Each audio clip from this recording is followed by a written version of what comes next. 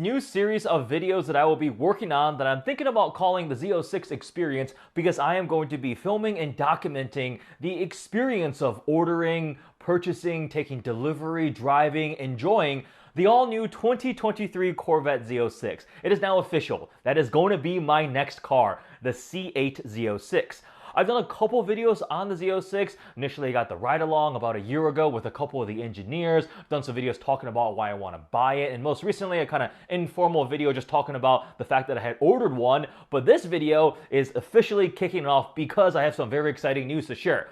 But before we get into that, I do have one thing to ask, which I don't know if I've actually ever asked this during my entire time of YouTube, but the algorithm's been kind of all weird, and obviously YouTube does support the vehicles that I purchase. I love doing it in all these videos, and I'm very thankful for all the support I've had throughout the years, but make sure you are subscribed and you have notifications turned on.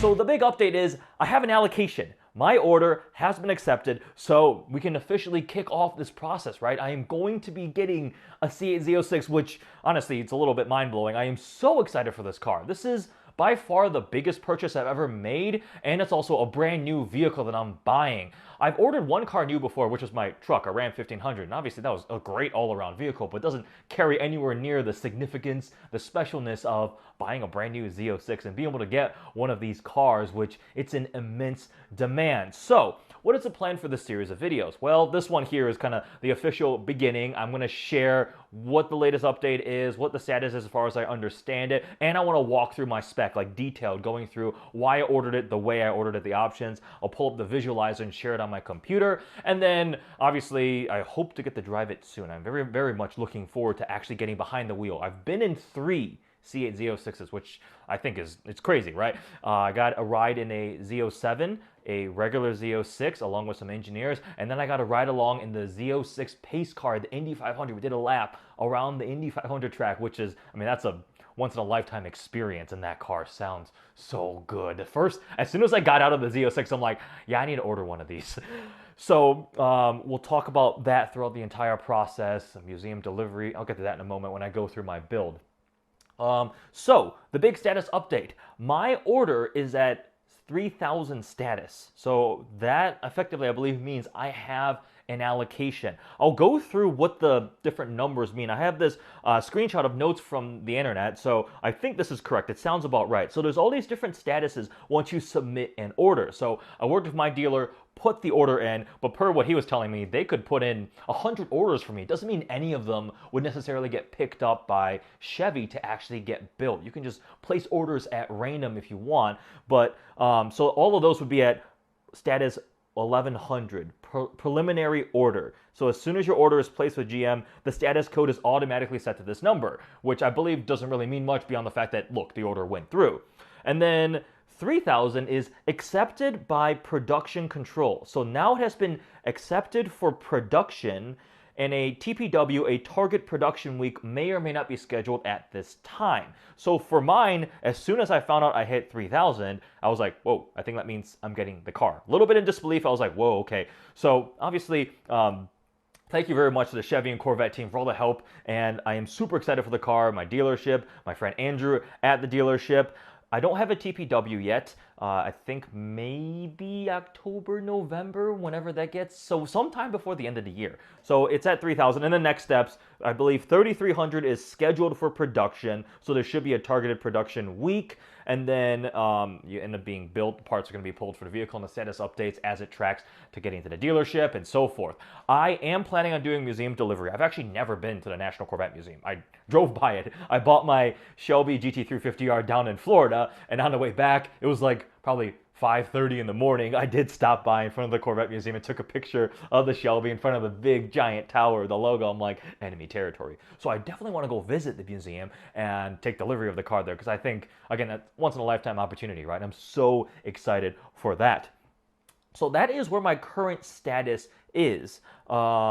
Build date, again, no formal build date, no formal TPW as far as I know. I know the Corvette plant just recently, due to part shortages and things like that, I think they've actually shut it down for a little bit, the assembly line, so that may cause delays just over the last years, really. The supply chain and all of that stuff has become so uncertain. Everybody knows about the chip shortage, right? Like, that is a challenge for any manufacturer to build any cars. And I wouldn't be surprised if there are more delays. I'm kind of just going along with it. I do hope the car gets built kind of soon, because I'm going to take delivery on the car and it's going to have Cup 2R tires on it. And if you think Cup 2s are aggressive, Cup 2Rs are even more aggressive. So if it's anywhere below like 50 degrees, traction will not be sufficient. I'd have to probably ship it back. And I really want to get the car and just drive it around and start the break-in process and things like that. And plus, I mean, I live in the suburbs of Chicago, so it's going to be cold soon. And the Z06 is not going to be my winter car, so maybe I have to ship it somewhere warm. I placed my order July 28th. That was right around when order banks opened. So I kind of want to touch upon, like, there's these huge long lists. You hear about these lists at dealerships. People are taking deposits. As far as I understand, those lists were coming about before Chevy even released allocations, the actual options, the pricing. So that was just kind of getting in line at a specific dealership. I don't think that really meant anything to Chevy/GM, the OEM who's building the vehicle. That's totally on the dealer side. So I placed my order as soon as I was able to in the actual like GM system through the dealership, got that through, and I was assigned an order number, and that's what I went forward with. So with that, let's actually pull up the visualizer and that weird. Let's pull up the visualizer and I'm gonna go through and show my build. The options I selected, why I picked them, and share what the car is gonna be, what it's gonna look like. All right, so we can go to customize. So I'm doing a coupe. The convertible is cool, but I like being able to see the engine bay. Also, the coupe has the targa top. You can remove that roof and put it in the rear trunk, and it's also a couple $1,000s cheaper. But I really like the body lines of the coupe, so I am ordering a Z06 coupe. Special editions. I am not doing one of the 70th anniversary color schemes, these special ones. I believe every single 2023 Z06, and actually think all Corvettes, will have some 70th anniversary badging and special plaque because it's the anniversary for the car overall. Rapid blue exterior paint. Yes, confirm rapid blue. I've wanted a Skittles color car for the longest time. Grabber blue on the Shelby 350R, crazy rare.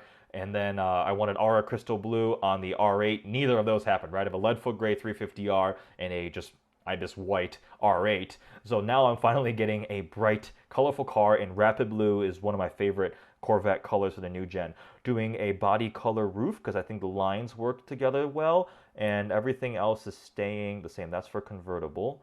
So previous page. So that's my exterior paint color. I did debate the Amplify orange tint. It looked so good at the auto show, the Chicago Auto Show. They had an orange one there with the Z07 and carbon wheels. It does look a little bit like a jack-o'-lantern from the front, but I just wanted blue. Like, blue is one of my favorite colors.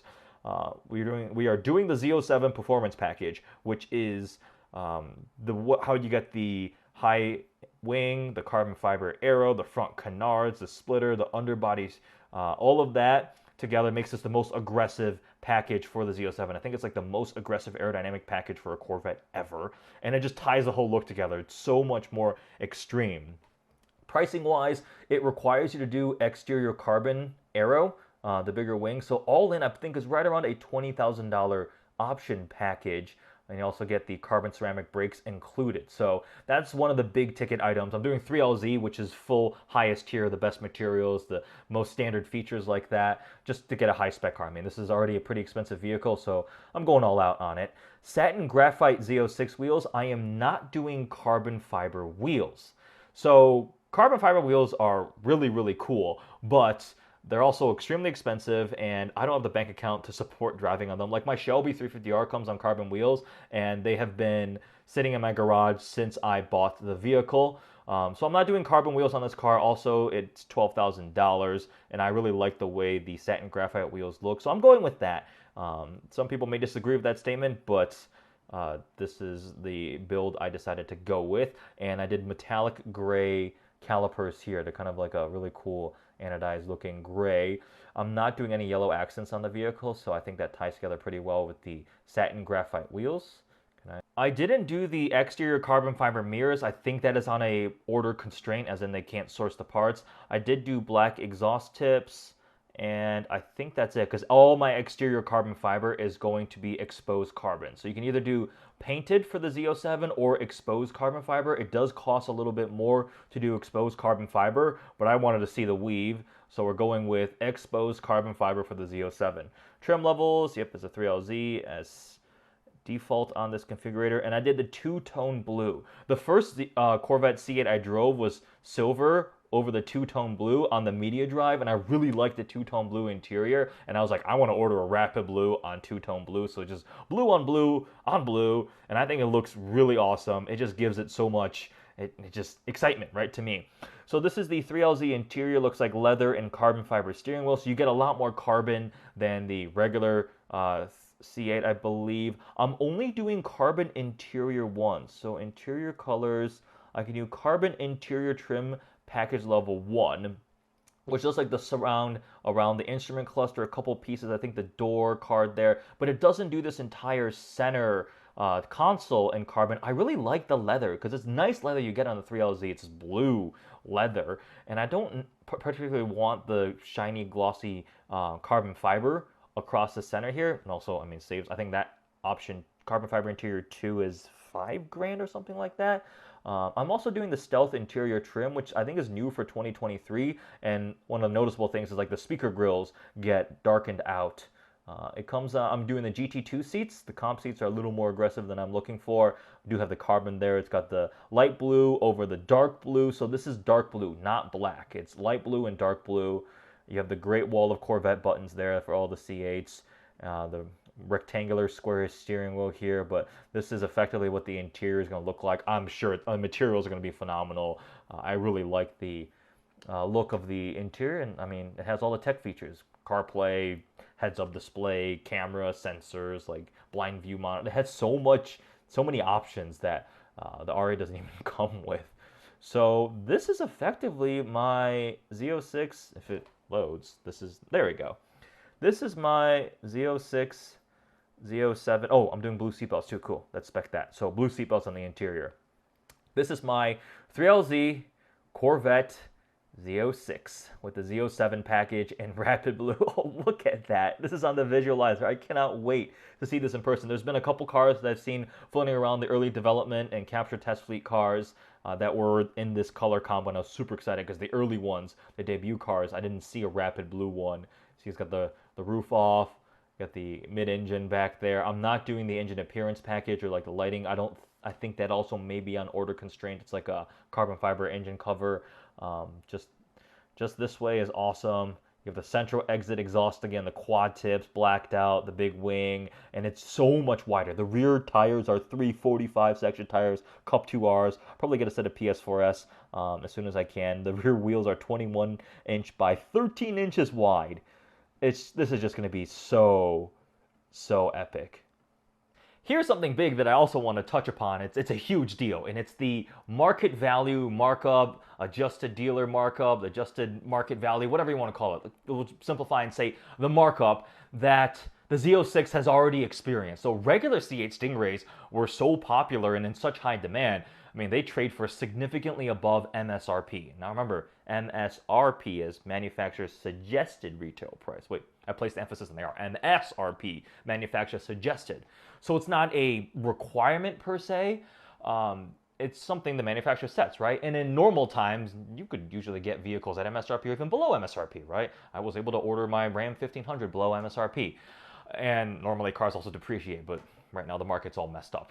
So the regular C8 has significant markup, and for the Z06, I mean, I think the common trend was anywhere between $50,000 to $100,000 over sticker, and I think they were asking that before we even knew what sticker price was going to be.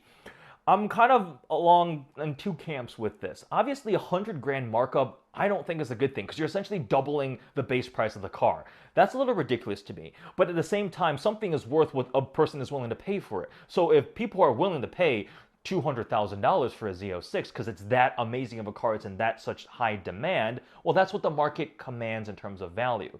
Now, we can get into all sorts of tangents on greed and opportunistic flippers and things like that, and I agree, flipping the car is bad. Like, I want enthusiasts, we should all want enthusiasts to be able to buy these cars, enjoy them, drive it, and that's been the appeal of Corvette. It's a more attainable performance car, and even when Chevy sent out the media release, they're like, hey, here's the pricing, and it starts at over $100,000. It is now a six-figure Corvette Z06, but when you compare it to the other cars in the performance sports car, supercar landscape, you're getting like Ferrari, Lamborghini, McLaren, performance, horsepower, all of that type of stuff at like half the price, sometimes even less than that, right? This is going to be the world's most powerful production naturally aspirated V8 ever. It beats out the SLS Black Series. And go look at the pricing on SLS Black Series. Obviously, that has a lot of prestige and rarity to it, but this makes more horsepower than that naturally aspirated 670 horsepower. Red line is nearly 9,000 RPM out of a 5.5 liter flat plane crank V8. It checks all those boxes of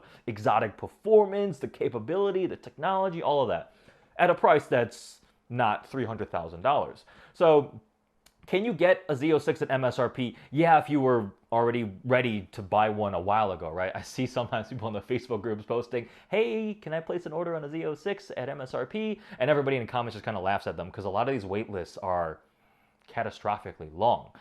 There are dealerships out there that will allow you to place an order at MSRP, but I believe the wait lists are, a lot of them are like thousands of places long, which I don't even know how many Chevy's going to be able to build, what the volume constraints are going to be, supply chain, and what their intent to how many to build. The dealers that are commanding a bit over 20 to 30 grand markup, I mean, I don't have huge, like I think the car is worth it, right? It's like, it's tremendous performance. Even a well option like my car, which I'll get to in a second, I'll call it a $150,000 car at 170 grand, it's still pretty impressive. Like 150 grand is how much my R8 MSRP was, and this makes 130 more horsepower and has way more tech and creature comforts, and it's brand new, right? So that's kind of a quick little talk on it. We could do a whole separate video. I might do that actually, do a little more research, dig in, and think about and talk about the markup, right? I am extremely fortunate and lucky that I am getting my car without any markup whatsoever. So my build, I believe, is right at $150,000. For some reason, my actual build sheet doesn't have the MSRP populated yet, but I took the actual options pricing, made a spreadsheet, put all the options in, totaled it up with a 3LZ Z07 coupe with the options I put on, which I thought I wanted it to be nice, but I didn't go crazy. I didn't spec every single thing. I didn't check every box.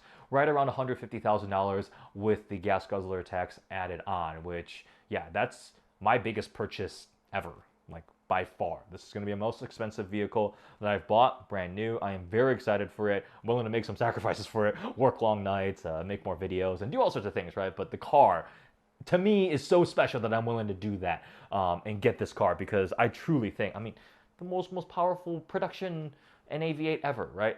I don't know if that's ever going to be eclipsed. So this may go down as one of the final pinnacle highlights of the internal combustion engine. So that's the pricing. Now Chevy is actually doing a lot to fight the flipping and some of the markup. I actually found out about this right before. No, when did I find out about this? Right when they released it. And the gist of it is there was like a letter that went out to some dealers, and I'm pretty sure this is like going to be enforced. You have to keep the vehicle for 12 months. If you flip it, like opportunistically selling it, you can lose potential future allocations on any special vehicles. That's like a Hummer EV, cars like the Corvette Z06 and so forth. The dealership may get also penalized. The vehicle may not have its warranty anymore, which I didn't know was possible when I thought about it. And I talked to like my dad and some other friends. I was like, warranties aren't a federal requirement, are they? Like I think it's up to the manufacturer. Like, hey, we're gonna goodwill gesture. Let's put a warranty on the vehicle. That's how you have different levels of warranties across different companies, different brands. So I believe if you do flip the vehicle within a short term, your vehicle may not have a warranty anymore. And then the last one I think is kind of a loyalty retention attempt was the 500,000 like Chevy loyalty. I gotta look into it, right? I'm buying the car. I gotta figure this out too. But that is worth some amount, and you will be rewarded if you keep the car for a year with these points. And I commend Chevrolet for doing that, because flipping is I never have been into it. Like if I wouldn't go out and order everything. Like I want a Ford Raptor and this car, a regular C8. Like I probably could have ordered 3 regular C8s and tried to flip all of them. That's just not the game I'm personally into. I get the cars that I want to buy and enjoy and drive. Like the 2 cars I have downstairs, I absolutely love completely. Like they are awesome, and I plan on buying this car, enjoying it. I'm putting my name, EddieX, my YouTube name, on the plaque inside the vehicle, doing museum delivery. Like I'm gonna drive and enjoy this car, make the videos with it. So I think it's a good thing overall, but at the same time, I do understand supply and demand, right? If the market is willing to pay more, if there are people out there being like, hey, I'll take this for 200 grand, and like dealers can sell it at that price, you can't really, I don't fault them tremendously. Maybe that's also why the Z06 came in price just, my screensaver started slightly higher. It's, what does it say right there? Starting at $105,000, whereas I originally thought it might be like around 90 grand base price, and then once you add on Z07, carbon fiber, 3LZ, I was thinking maybe 130 to 135 would be my spec, and as I said, it's closer to 150 at this point. But also inflation, again, supply and demand constraints, and all of that type of stuff, and the fact that the car is just mind-blowing. So really looking forward to doing a big series of videos on this car, just sharing the entire experience. I'll do as many as I can. I hope this one shares some of my excitement with you, just the fact that it's happening. So I sat back, actually earlier today, I was like, wait a second, I'm getting a Z06. Holy crap. Like, I knew I was going to get one at some point just because I got out of the vehicle and I was like, yeah, I need one. I need one in my life. I'm a sucker for naturally aspirated high revving engines. I absolutely love them. I knew it was going to happen at some point, but I didn't like expect it this soon. So I'm really, really happy and really excited to share it with all of you. Compare it to my R8. How does it feel? Because those are both mid-engine, naturally aspirated, dual clutch, 2-seater, 2-door sports cars, right? Coupes. I have a feeling the Z06 is going to be a lot cooler. Hopefully I'll get to drive one soon. More Z06 content to come and more everything. So make sure you're subscribed, you turn those notifications on. We've got a lot of cool videos coming. As always, I appreciate all the support, this journey on YouTube over years and years while having a college. I was in school doing YouTube and then a career, full-time job. I still have a full-time job. It's been pretty awesome. No complaints. It's been an awesome journey. So thanks. I look forward to sharing more on the Z06 with you guys. Thanks for watching.